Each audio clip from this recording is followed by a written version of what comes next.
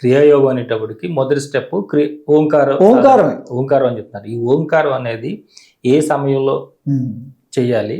గురుముఖత తీసుకుని చేయాలా? మామూలుగానే చేస్తారా వీళ్ళందరూ కూడా? చేస్తే ఎంతసేపు చేయాలి? ఎన్ని ఓంకారాలు చేయాలి? తర్వాత నెక్స్ట్ స్టెప్కి వెళ్ళాలంటే ఎక్కడ తీసుకోవాలి?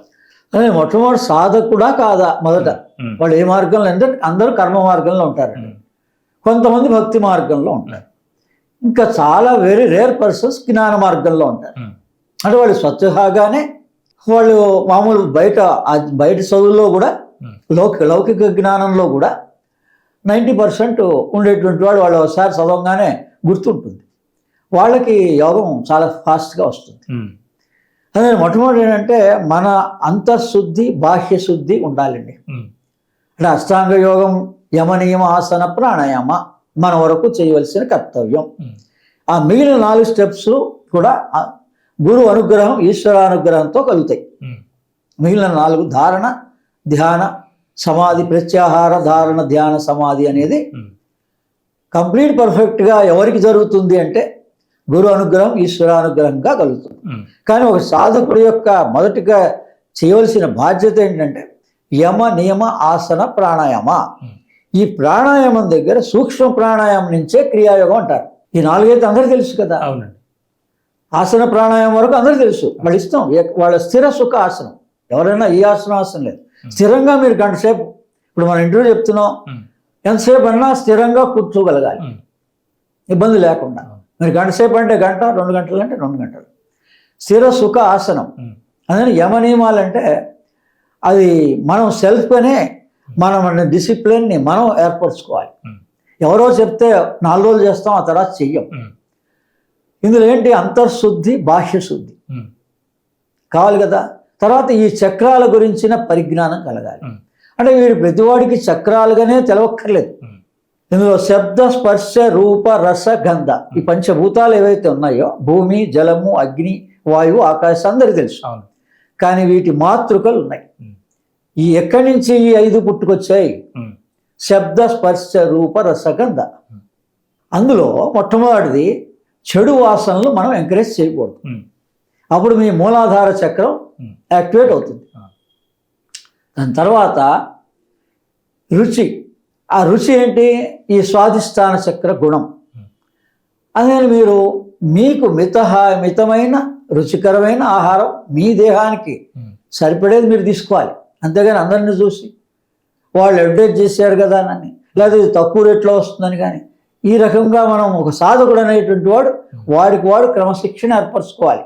దీన్నే భగవద్గీతలో యుక్తాహార విహారస్య యుక్త చేష్టస్య స్వప్నావ అవబోధస్య అన్నాడు. అంటే స్వప్నం గురించి కూడా అవబోధ కలగాలి.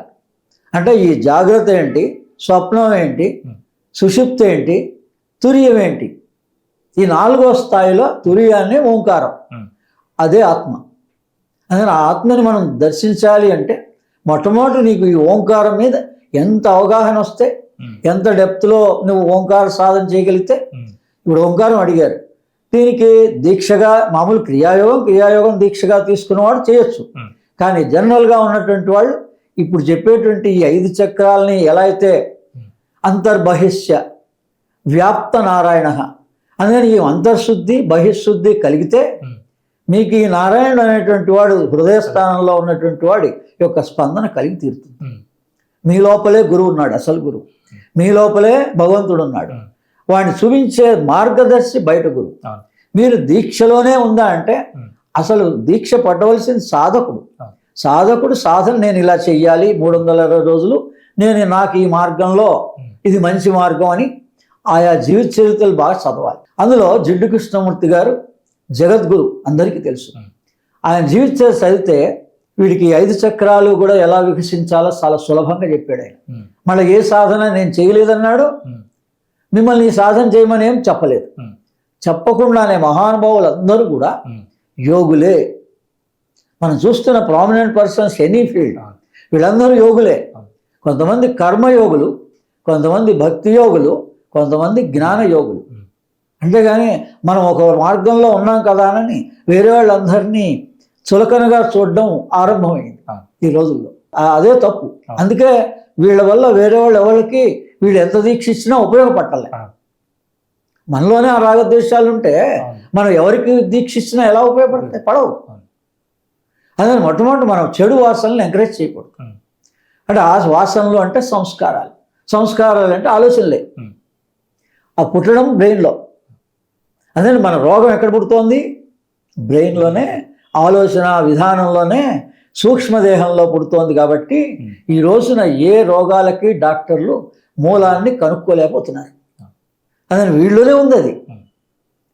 వీళ్ళు లైఫ్ స్టైల్ చేంజ్ చేసుకొని వాళ్ళు సూక్ష్మంగా ఇంకా బ్రాడ్ మైండెడ్తో ఇంక అందరికీ మళ్ళీ వివరంగా చెప్పకుండా ఒక మాటలో వాళ్ళు ఇచ్చిన సందేశం ఏంటంటే ఈ రోగాలకు కారణం ఏంటంటే లైఫ్ స్టైల్ డిజార్డర్ అయింది, తిరిగి దాన్ని దారిలో పెట్టుకోవచ్చు. అలాగే ఇది 2వ చక్ర శుద్ధి, యుక్తాహార విహారస్య. నీకు యుక్తమైన ఆహారాన్ని నువ్వు తీసుకుంటే నీ స్వాదిష్టాన చక్రం జాగృతం అవుతుంది. తర్వాత 3వది రూపం, ప్రకృతిని దర్శించు. మనం ప్రకృతికి దూరం అయిపోయినాం. అందుకనే మనకి ఈ స్ట్రెస్ అండ్ స్ట్రెయిన్ అంతా రావడానికి కారణం. అందుకని జిడ్డు కృష్ణమూర్తి గారు పరిశుభ్రంగా ఉండేవాడు ఎప్పుడైనా. మనం ఉన్నంతలో మీకున్న బట్టలనే ఈ అలవాటు ఎవరు నేర్పారు? ఎక్కిరాల కృష్ణమాచారి గారు. మరి ఎంతమంది జగద్గురువుల్ని నువ్వు వాళ్ళ జీవిత చరిత్ర చదివితే నీకు ఒక మార్గం అంటూ వస్తుంది. అందరూ ఏమంటారు? మీ ఒక గురువు చాలండి అంటారు. మా విశ్వం గారు ఒకళ్ళే అయితే నేను అనుభవపూర్వకంగా చెప్తున్నాను. ఆయన ఒక్కడి ద్వారా నేను ఈ ఇన్ని విషయాలు తెలుసుకోలేదు. నా రోగాన్ని నేను తగ్గించుకోలేదు. నేను అందుకని అఖండ గురుసత్తా. మన యావత్ భారతదేశ సంస్కృతి అఖండ గురుసత్తా. ఒక్కొక్క మహానుభావుడి ద్వారా కొన్ని మంచి లక్షణాలు మనం తెలుసుకోవచ్చు. అందుకని ఆయన ఎప్పుడు కూడా పరిశుభ్రంగా ఉండమనేవాడు.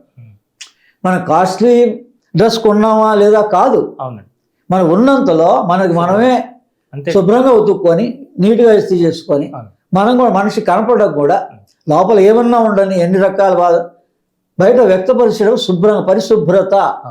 ఇది జిడ్డు కృష్ణమూర్తి గారు 90 సంవత్సరాల దాకా చేసి చూపించిన మహానుభావుడు. 2వ లక్షణం, ఆయన వంట ఆయనే వండుకుండేవాడు. మరి ఒక సన్యాసి లాంటి జీవితాన్ని నార్మల్గానే ఉంటూ కూడా అనుభవించి చూపించాడు ఆయన. ఏ డ్రెస్ మార్చక్కర్లేదు, మన మనస్సులో ఉండాలి. ఈ సన్యాసం అనేటువంటిది మానసిక సన్యాసమే గొప్పది అని నిరూపించిన వ్యక్తి మహానుభావుడు ఆయన. అందుకని ఈ 5 చక్రాలు ఎలా వికసించాలో ఆచరించి చూపించాడు. ప్రకృతిలో ఆయన రోజు వాకింగ్ చేసేవాడు, ప్రకృతి అందాన్ని దర్శించేవాడు. మనం అందుకని పోనీ రోజు కుదరపోయినా వారానికి ఒకసారన్నా కనీసం వెళ్ళండి. అదే ప్రకృతికి మనం ఎంత దగ్గర ఉంటే ప్రకృతే మాత. కాబట్టి ఇది రూపం. ఇంకోటి ఉందండి ఈ రూపంలో రహస్యం. ఈ యోగం ఏదైనా యోగ నిద్ర దాకా కూడా మీరు గురువుని ఆశ్రయించి గురుని వదలకుండా, ఈరోజు ఏమైనా ఫ్యాషన్ అయిపోయింది. నేను కూడా కొన్ని 100 మందికి దీక్ష ఇచ్చా. మా మొదటి విశ్వం గారు 1000 మందికి ఇచ్చారు. యోగి మోహన్ నెహ్రూ గారు 1000 మందికి ఇచ్చారు. మారల రామకృష్ణ గారు 1000 మందికి ఇచ్చారు. కానీ ఎంతమంది చేస్తున్నారు అని నేను నా సత్సంగంగా వెళ్ళి చూస్తే 10 మంది కూడా కనపడలేదు. అదే నేను కూడా చాలామందికి 3 సంవత్సరాలు ఇచ్చాం. కానీ మొదట ఈ విషయాలన్నీ కనుక సక్రమంగా వాళ్ళకి ఒక సాధనాపరుడుగా ఉండకపోతే ఈ క్రియాయోగం అది సూక్ష్మ ప్రాణాయామం. నీకు స్థూల ప్రాణాయామమే సక్రమంగా నువ్వు చేసుకోలేకపోతే సూక్ష్మ ప్రాణాయామం ఎలా చేయగలుగుతావు? చేయలేవు. అది ఆ గ్రేస్ అందదండి. అందుకని ఇలాంటి మహానుభావుల జీవిత చరిత్ర చదివి ఒక సెల్ఫ్ డిసిప్లిన్ని మనమే ఆచరించుకుంటే తప్పనిసరిగా ఈ క్రియాయోగాన్ని ఆచరించవచ్చు. అందులో ఆయన చూపించిన 4 మార్గాల్లో ప్రకృతికి మమేకమై 1 గంట సేపు రోజు వాకింగ్ చేసి చూడడం. 2వది ఒక మంచి సంగీతాన్ని ఆస్వాదించేవాడు ఆయన. రోజు తనకి నచ్చినటువంటి మంచి సంగీతాన్ని ఆస్వాదించేవాడు. అందుకని అది వినడం, శబ్దం ఈ విశుద్ధి చక్రానికి కావలసిన సరైనది మనం అందించాలి. అలాగే ఈ థైరాయిడ్ ప్రాబ్లమ్స్ అన్నీ అవి దీన్ని సక్రమంగా ఉపయోగించుకోవటం లేదు. శబ్దాన్ని అంటే వాక్కుని, వాక్ శక్తిని పరుషంగా మాట్లాడడం ఇతరులతోటి, దీన్ని సవరించుకుంటే అలానే హృదయం విప్పి మాట్లాడేవాడు ఆయన అవతల వాళ్ళ ప్రశ్నలకి ఆయన ఏమి ఇలా ఇప్పుడులాగా మనలాగా అన్ని గ్రంథాలు పరిశోధించో సమాధానాలు చెప్పడానికి ప్రయత్నం చేయలేదు ఆయన. ఎప్పుడు ప్రైమ్ మినిస్టర్ అంతటి వాళ్ళు ప్రశ్న వేసినా ఒకసారి ఒక క్షణం పాటు ఆయన దృష్టిని భూమధ్యంలోకి కానీ సహస్రారంలో కానీ కేంద్రీకరించే, ఎందుకంటే ఆయన ఆ ఓంకార సాధనలో పర్ఫెక్ట్ మాస్టర్ ఆయన. చెప్పకుండానే నేను ఓంకారం చేశానని, మరి విదేశాల్లో ఉన్నాడు కాబట్టి చెప్పలేదు ఆయన. కానీ ఈ ప్రాణాన్ని పరిశీలించిన మహానుభావుడు. ప్రాణమే ఓంకారం, ఆత్మయే ఓంకారం. మీరు ఆత్మదర్శనం కలుగుతుందా లేదా అన్నారు. ఖచ్చితంగా మీరు ఓంకారం మీదే ధ్యానం చేయగలిగితే ఆ ఓంకారమే దర్శనమిస్తుంది ఆత్మగా. అందుకని హృదయం ఇప్పి మాట్లాడాలి ఎప్పుడు కూడా.